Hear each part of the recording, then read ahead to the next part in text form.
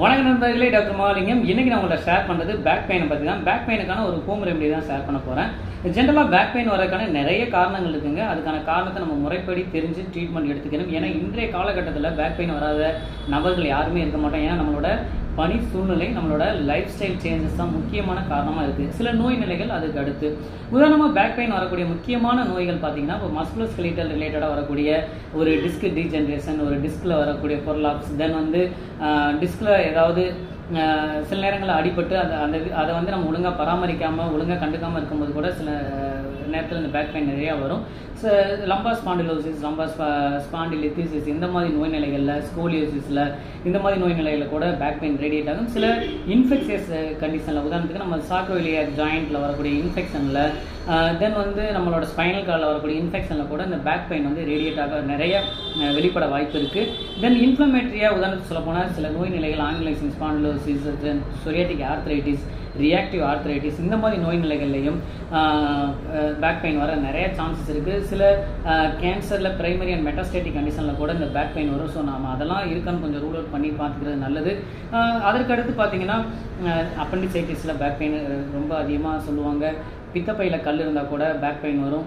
தென் வந்து நம்ம கணைய தாபிதத்தில் பேன்கிரியாடைட்டிஸ்லையும் தொந்தரவு இருக்கும்போது பேக் பெயினாக ரேடியேட் ஆகும். முக்கியமாக கிட்னி ஸ்டோன் இருக்கவங்க எல்லாத்துக்குமே வந்து அந்த பேக் பெயினோட தான் நம்மள்கிட்ட சிம்டமாக சொல்லுவாங்க. ஸோ இந்த மாதிரி நிறைய கண்டிஷன்ஸ் இருக்குது. ஸோ இதற்கு அடுத்து பார்த்தீங்கன்னா சிலர் வந்து உடலளவுலையும் மனதளவுலையும் ரொம்ப வீக்காக இருக்கும்போது ஒரு சைக்காலஜிக்கல் இல்னஸாகவே வந்து எனக்கு பேக் பெயின் இருக்குது அப்படின்னு சொல்லுவாங்க.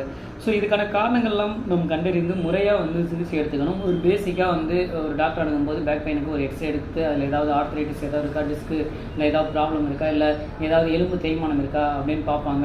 அதுக்கடுத்து அதனையும் நம்மளால் தெரிஞ்சுக்க முடியலன்னா எம்ஆர்ஐ, அதுக்கடுத்து ஒவ்வொரு ஸ்கேனாக அப்படி ஃபர்தராக போயிட்டே இருக்கும். ஸோ இதெல்லாம் நீங்கள் வந்து பண்ணாலும் கூட உணவு முறைகள்லையும் வாழ்வியல் முறைகளையும் நீங்கள் கரெக்டாக ஃபாலோ பண்ணணும்.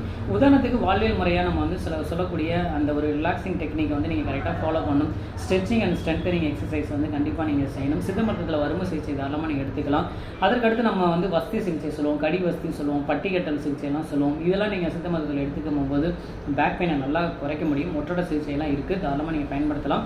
உணவு முறைகளில் இன்றைக்கி நம்ம என்ன பேக் பெயினுக்கு தெரிஞ்சுக்க போகிறோம்னா, இந்த பேக் பெயின் நல்லா கண்ட்ரோல் பண்ணுற மாதிரியான ஒரு உணவு தான் சொல்ல போகிறேன். அது என்னன்னு பார்த்தீங்கன்னா வெந்தயக்கீரை. ஆமாங்க, இந்த வெந்தயக்கீரை எக்ஸலண்ட்டான ஒரு வலி நிவாரணியாக இருக்கும். வெந்தயக்கீரை வந்து நான் சொல்கிற ஃபார்மெட்டில் நீங்கள் சமைச்சு சாப்பிட்டு பாருங்கள். எக்ஸலண்ட்டாக அந்த பேக் பெயின் வரவங்களுக்கு நல்ல ஒரு ரெமடியாக இருக்கும்.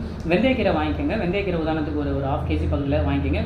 அதோட வந்து நாட்டுக்கோழி முட்டை மினிமம் வந்து ஒரு 5 சேர்த்துக்கணும்.